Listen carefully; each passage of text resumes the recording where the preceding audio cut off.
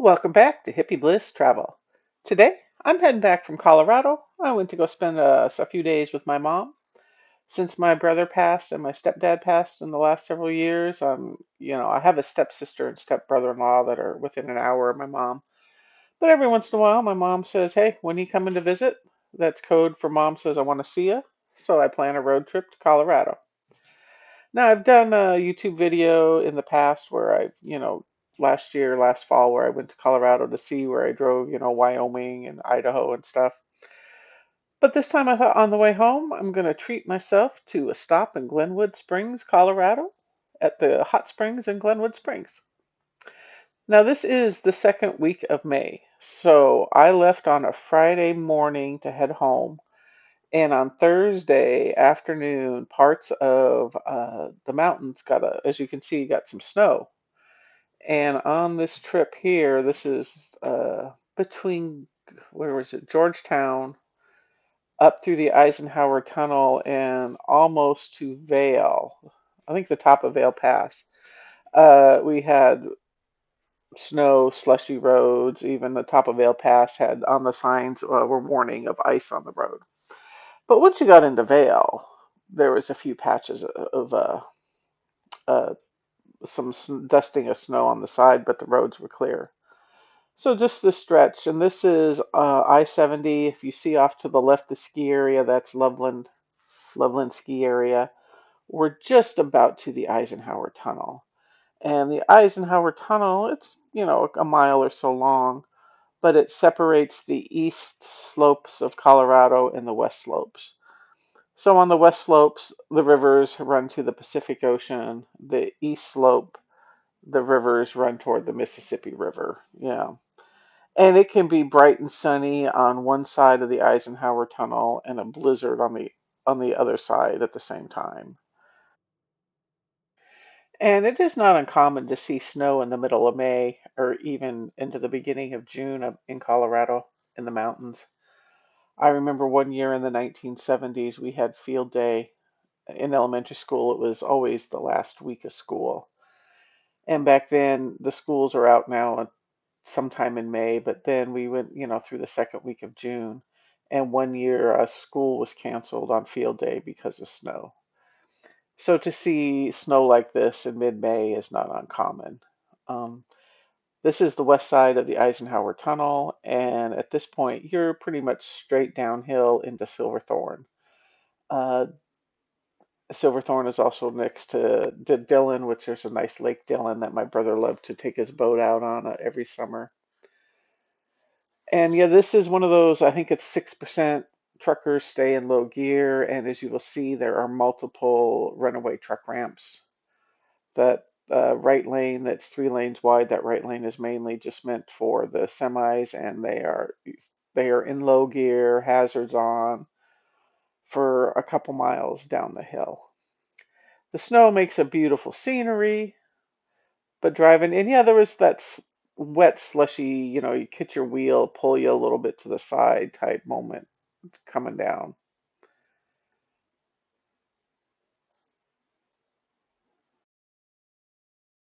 And as you continue down, and I noticed a new sign this time, is once you pass what would be the last runaway truck ramp, there was another sign that said, "Brakes out, do not get off I-70." There was an incline on the at the bottom of the hill once you get to the Silverthorne exit. The I-70 has a little bit of an incline to slow you down, so they don't want you, especially the semis coming through town with no brakes. And on the west side of the Eisenhower Tunnel here, the car was saying it was 28 degrees outside, just to give you an idea.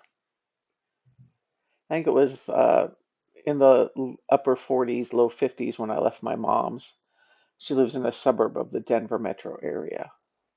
So from here, I mean, it was probably a little over an hour to get from my mom's up to the Eisenhower, maybe an hour, not quite 90 minutes, but somewhere in that range. Yeah, and then you just pass the exit for Silverthorne, and this is where they don't want you to exit if your brakes are out because it's an incline. You go up, it'll slow you down here.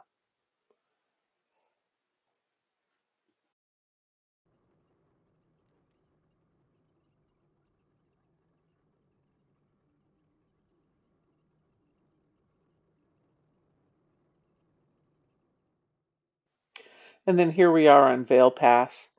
And the signs, the reader boards kept saying ice at mile marker. I think it was 160 or whatever, which happens to be the top of Vail Pass. The roads were a little slick, but it must have warmed up a little bit since, a little warmer than 28 degrees at the moment. We had to slow down for some construction. The road kind of narrowed, but the ice had pretty much gone.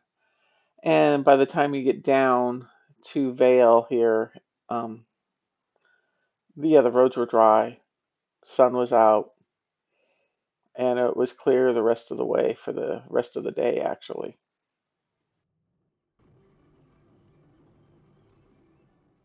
Uh, well, this is Glenwood, the start of Glenwood Canyon. And I remember, oh, what was it, early 90s, 1990s? This I-70 had narrowed down to 2 lanes at this point to get through Glenwood Canyon, and they'd started construction, and it was probably a good decade, maybe even close to 15 years, uh, redoing I-70 through the Glenwood Canyon.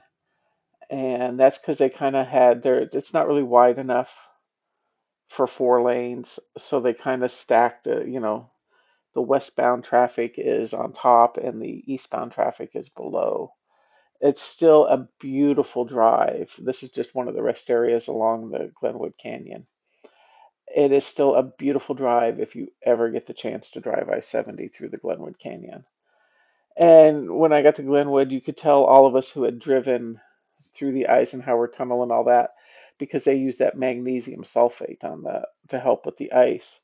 So the cars all had the dried white magnesium sulfate on our cars. And when I got home, I knew to take it through the car wash because long term that can kind of do some damage to your car.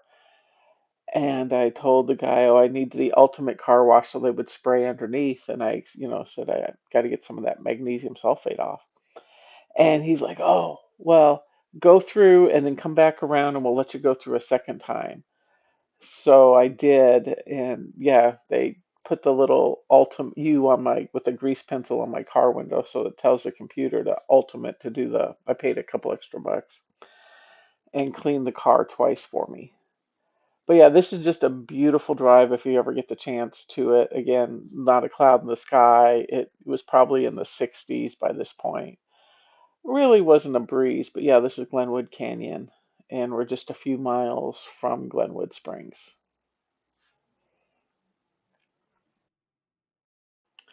And along, you can't see it, but along the Colorado River, there is like sidewalks.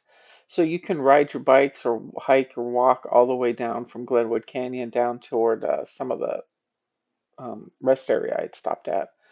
In the summer, they do a lot of whitewater rafting, kayaking, stuff through the Colorado River.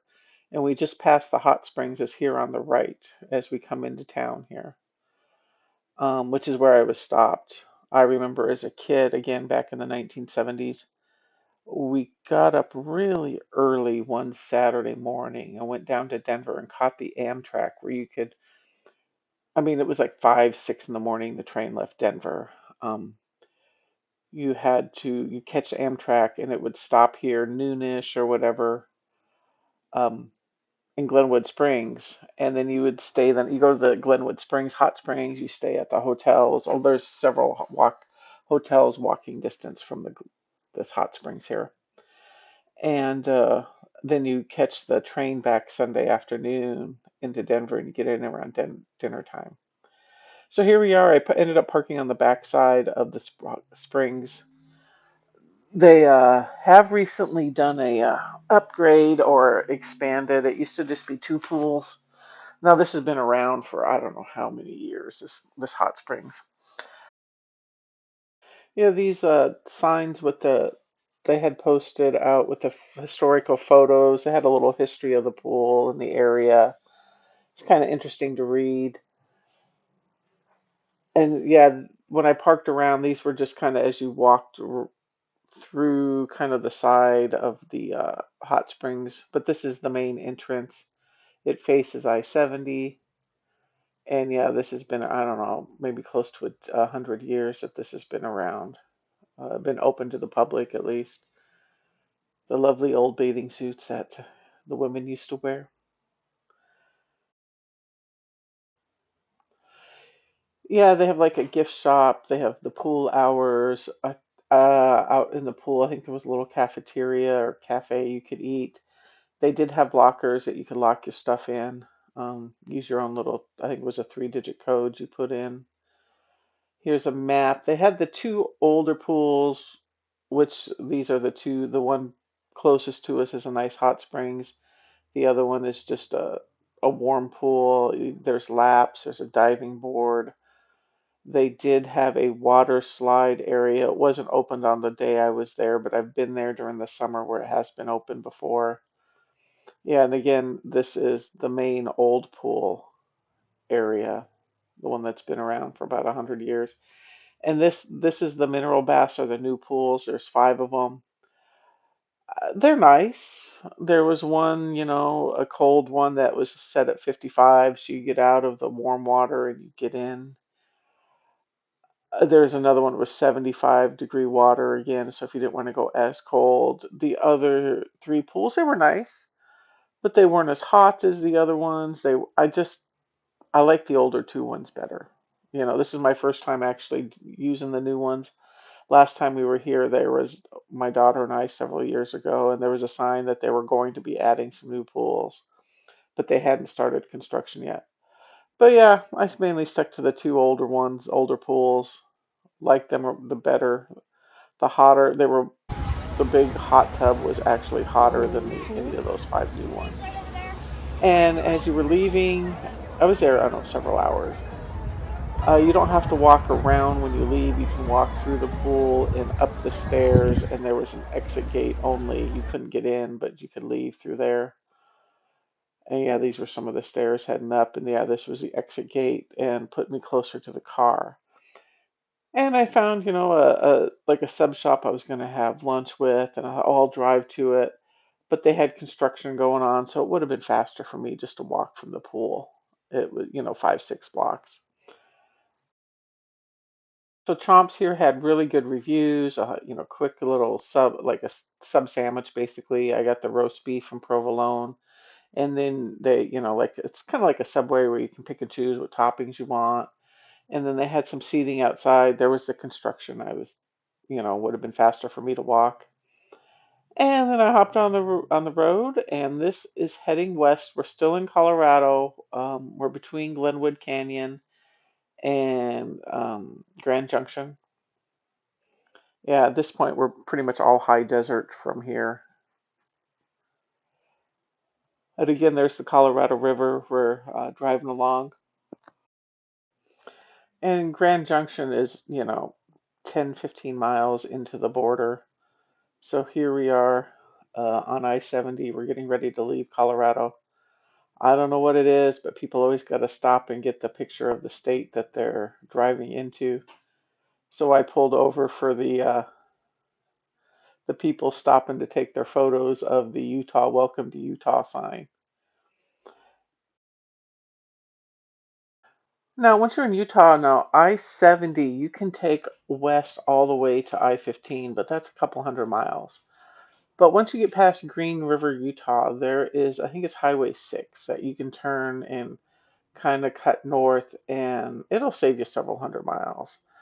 But it takes you to south side of Salt Lake, like Provo, and then you can hit Lehi and stuff. So this is just part of the drive. It's, prettier than the desert we were driving there on I-70, which, I find some of that desert beautiful too. But yeah, this was in May, so there's still a lot of it's all green. Yeah, so once I got on I-15 and heading north, and rush hour traffic going south was horrible. So I thought, I'm just going to drive till I run into a bunch of traffic. So I'm cruising up I-15, passing everything, and all of a sudden I see brake lights, and I'm in Lehi at this point. So I said, "Oh, good spot to stop for the night." So I pulled over. Yeah, I pulled over, and there was a Courtyard by Marriott. So here's where I stayed for the night. Right here is my room for the night. I am by myself for this trip. So here we are at the Marriott. Love the size of the shower.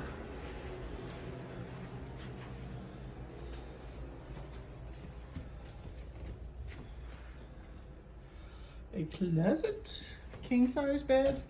They actually told me the king was cheaper than just a queen. An actual love seat with the legs. Here is my view. We stayed at this is in Lehi, Utah. We stayed here, not at this hotel, but one down the street because the restaurant that's next door we walked to one night. And there's a TV, but I have a movie playing, so I'm not gonna show what it is. Ooh, there's a. Oh, here's the little ice bucket. Okay. Wow. I'm styling for a night. So yeah, even though they offer water bottles, these are $5 a bottle. So I'm gonna go fill up my ice bucket and let it start melting, and that's what I use as water when I'm in the hotels. Yeah, the hotel also had a pool, a hot tub, a gym, laundry, and then down by the lobby area it had like a almost like a computer center, tables and like a computer and stuff, and a like a TV area you could watch some TV. But it also had like a little bistro attached to it where it was open till 10 and I could go order some food because I didn't get there till almost 7, so it was kind of nice not to have to get in the car or, walk. A lot of the places closed at 8, so because we were there last year in Lehi, just down the road at another hotel. So I went down and tried their little bistro area. Very good sandwich. It was like a BLT, a turkey BLT, and then instead of fries, I got the salad on the side. And then the next morning, I left I woke up I woke up early. It was nice. I got left about 6:30 in the morning, and here's driving through Idaho on I-84. Hit a little rain, heavy at spots where it was hard to visibility was limited, but I made it home just fine. So thank you for watching Hippie Bliss Travel. If you made it this far, give us a like and a subscribe, and hope to see you next week. See you then. Bye.